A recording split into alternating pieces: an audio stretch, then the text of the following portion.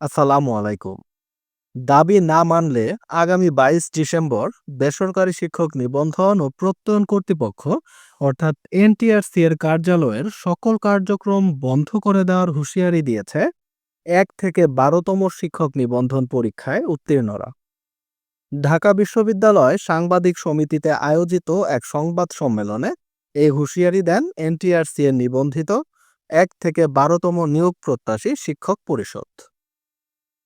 সংবাদ সম্মেলনে লিখিত বক্তব্য পাঠ করেন সংগঠনটির প্রধান সমন্বয়ক জি এম ইয়াসিন ও আমির আহসান।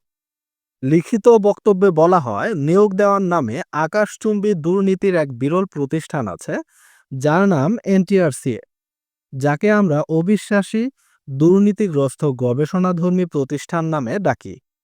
লিখিত বক্তব্যে আরও অভিযোগ করা হয়, এ পর্যন্ত ৫টি গণবিজ্ঞপ্তিতে যেভাবে নিয়োগ দেওয়া হয়েছে তার কোনো নিয়োগের সময় এনটিআরসিএ বৈধ সনদধারীর কাছে তার স্বচ্ছতা সুনিশ্চিত করতে পারেনি।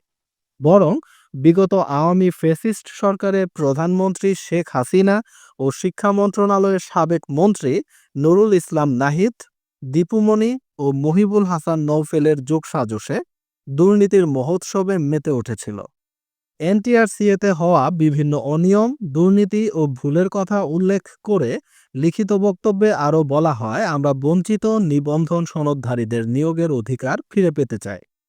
দুর্নীতি, স্বজনপ্রীতি এবং অনৈতিকভাবে যে সকল বৈষম্য সৃষ্টি করে নিয়োগ দেওয়া হয়েছে তার সুষ্ঠু ও নিরপেক্ষ বিচার বিভাগীয় তদন্ত কমিশন গঠনের মাধ্যমে সকল বৈষম্য দূর করে দোষী ব্যক্তিদের দৃষ্টান্তমূলক শাস্তি দিতে হবে এবং প্রথম থেকে ১২তম বৈধ নিবন্ধন সনদধারীদের অবিলম্বে নিয়োগের সুনিশ্চিত ঘোষণা দিতে হবে। আর এক মুহূর্তও বিলম্ব নয়, এখনই নিয়োগের সুনিশ্চিত ঘোষণা করতে হবে। এ সময় আরও জানিয়ে দেওয়া হয় যে এনটিআরসি এ নিয়োগের সুনিশ্চিত ঘোষণা না করা পর্যন্ত বোরাক টাওয়ারের সামনে ইস্কাটন গার্ডেন রোডে তারা আইনগত অধিকার ফিরে পাওয়ার জন্য সর্বাত্মক শান্তিপূর্ণ অবস্থান কর্মসূচি পালনের সিদ্ধান্ত গ্রহণ করেছে। ১ থেকে ১২তম শিক্ষক নিবন্ধন পরীক্ষায় যারা উত্তীর্ণ হয়েছে সে সকল উত্তীর্ণ প্রার্থীরা তাদের দাবি মেনে না নেওয়া পর্যন্ত এনটিআরসি এর কার্যালয়ের সকল কার্যক্রম বন্ধ করে দেওয়ার হুঁশিয়ারি দিয়েছে। এই বিষয়টিকে আপনারা কিভাবে দেখছেন? আপনাদের যে কোনো মূল্যবান মতামত অবশ্যই কমেন্টে লিখুন। দেখা হবে নতুন কোনো ভিডিওতে নতুন কোনো গুরুত্বপূর্ণ আপডেট নিউজ নিয়ে।